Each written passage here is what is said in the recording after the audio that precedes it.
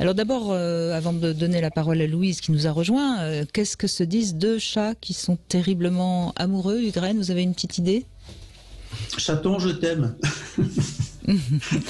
Ben, ils disent nous sommes faits l'un pour l'autre, tout simplement. Oh, Voilà, c'est joli, hein, c'est mignon, c'est mignon. Bonjour Louise. Bonjour Brigitte, c'est très très mignon même. Et c'est pas du tout sexuel en plus. Non, c'est vrai. Ça vous étonne de moi, hein, Louise? Non, pas du tout. Je sais que vous balayez très large. Je sais que vous balayez très très large. C'est pour ça qu'on vous aime. Je dis bonjour à votre invité aussi, qui a un prénom qui se fait très rare. C'est vrai, Hugues? Oui, Hugues, c'est rare. C'est rare. Alors, Brigitte, ce que je voulais dire, c'est... Allez-y, je vous en prie. Non, dites, allez-y. Non, allez-y, je vous en prie. C'est vous qu'on écoute, c'est Hugues. Vous aviez commencé une phrase, je vous ai interrompu. Ce que je voulais dire, c'est que d'abord, je suis très déçue par cette suite des événements.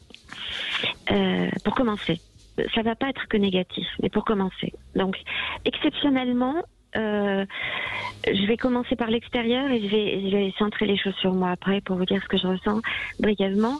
Je suis très déçue par ce que j'ai vu après le déconfinement, ce que j'espérais de cette crise, ce que je pensais voir, en tout cas peut-être de l'invention, comme le disait votre invité, ou ne serait-ce qu'un retour à certaines choses naturelles qu'on a oubliées, qui fait partie de l'humain, mais qu'on ne pratique plus. Je pensais qu'on allait un peu plus penser à l'autre, mais je vois des masques jetés dans le métro, sur des sièges, voilà. C'est-à-dire cette conscience de l'autre que j'ai cru être, entre guillemets, l'aboutissement éventuel de ce moment de crise, je le vois pas, je le vois très peu. En ce qui me concerne, j'avais traversé une période très très dure ces dernières années et ces derniers temps. Et juste avant cette histoire de virus, j'étais dans un moment de grand questionnement sur ce que j'avais perdu. Ce que j'avais perdu, c'est EUX, les gens qui m'avaient, que je ne voyais plus, les gens qui étaient morts, les gens qui étaient partis, les gens qui m'avaient quitté. Et j'étais dans une grande douleur en fait, vraiment. Et ce confinement et cette période de crise m'a permis de remettre mon regard sur ce qui était important, c'est-à-dire sur mon présent et mon futur inconnu, mais que je ne peux construire que grâce à mon présent, sur mon amour des autres, qui m'a peut-être parfois fait des tours, jouer des tours, mais je ne regrette rien. Ça m'a donné envie d'aimer plus, ça m'a donné envie de m'occuper de moi, chose que je ne sais pas très bien faire.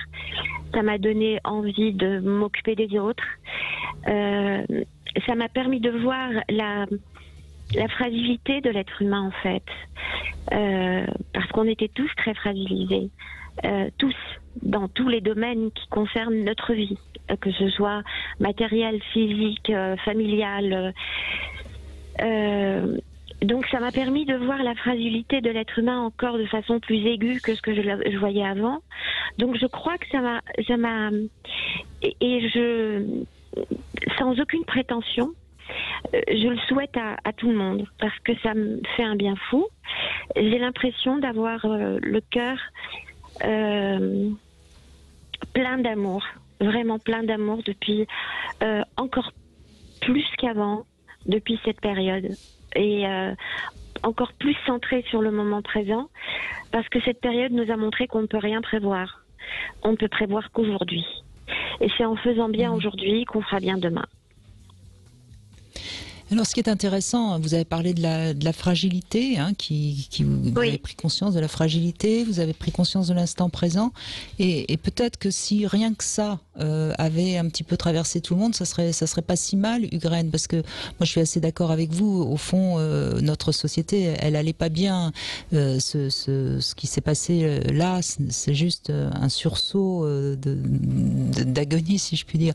Donc, si on prend tous conscience qu'en effet, on était était moi je l'ai dit tout au début d'ailleurs du confinement, je l'ai dit, mais en fait on était des enfants gâtés et on avait l'impression que rien ne pouvait nous arriver, mais c'est bien aussi cette prise de conscience que comme vous l'avez dit Louise, qu'on est fragile, que tout peut arriver et qu'il faut pas être dans une sorte de sécurité et de demande de sécurité absolue. Ugraine ? Oui, tout à fait. Moi, je retiens aussi cette fragilité de l'homme qui est ce que j'appelle ça, c'est la vérité. C'est-à-dire que on a perdu ce sentiment, alors c'est la vérité. Et j'aime beaucoup toute votre intervention, j'ai beaucoup aimé. Hein. Et en face de cette réalité de la fragilité de l'homme, il y a la prétention de l'homme. Et ça, c'est l'erreur fondamentale et que nous ramène le Covid. C'est non, ne soyez pas prétentieux. Et donc, ça veut dire qu'il faut sortir ça de nos esprits. Je suis entièrement... Oui. Moi aussi, je vais commencer comme vous, c'est-à-dire par le côté négatif. Moi, j'ai été très déçu aussi, très déçu. Oui. Mais pas tant que ça parce que je m'y attendais. C'est-à-dire, je savais que, comme je l'ai dit en introduction, que l'humain, il a plein de beaux élans et puis il n'est pas très fidèle. Il n'est pas très fidèle à lui-même et il va falloir qu'il apprenne à être fidèle à lui-même. Mais en fait... Oui. Je voulais juste vous dire que vous avez utilisé un terme que je trouve très juste et que je n'aurais pas trouvé toute seule et qui me fait penser à une chose, c'est-à-dire que oui, c'est voir la réalité en face. Et je pense que ce que nous n'avons pas encore compris, c'est que tant que nous ne verrons pas la réalité en face, nous n'atteindrons pas le bonheur parce qu'on va la déguiser comme on a envie de la voir. Et donc on ne sera jamais dans la réalité telle qu'elle est et on ne pourra jamais être heureux avec ce qu'on a. Tout à fait. C'est-à-dire que c'est ce qu'on appelle le déni. Et c'est ce qui se passe actuellement, c'est qu'il y a une espèce de déni général et c'est ça qui fait problème. Ce que je voulais soulever aussi, si j'ai un peu de temps, c'est la conscience, vous disiez la conscience de l'autre. Et là, il y a un problème qui me paraît vraiment grave et qu'a soulevé Boris Cyrulnik suite à une étude qui a été faite aux États-Unis qui montre qu'on est en train de passer dans un système très narcissique. On était avant, globalement, dans un système plutôt édipien avec papa, maman, les enfants, des relations pas toujours simples, mais tout ça, ça construisait un individu.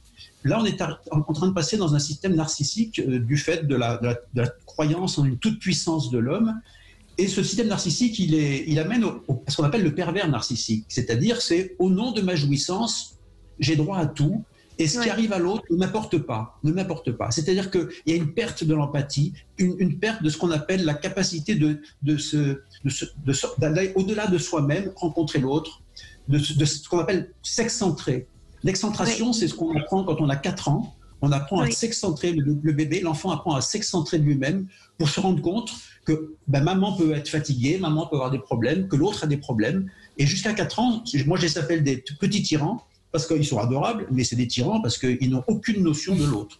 Et ils vont petit à petit apprendre cette notion de l'autre. C'est une ouverture. Vous voyez, Brigitte, c'est aussi la deuxième étape, c'est l'ouverture à l'autre. L'autre existe dans sa réalité, dans sa fatigue, dans ce qu'il est.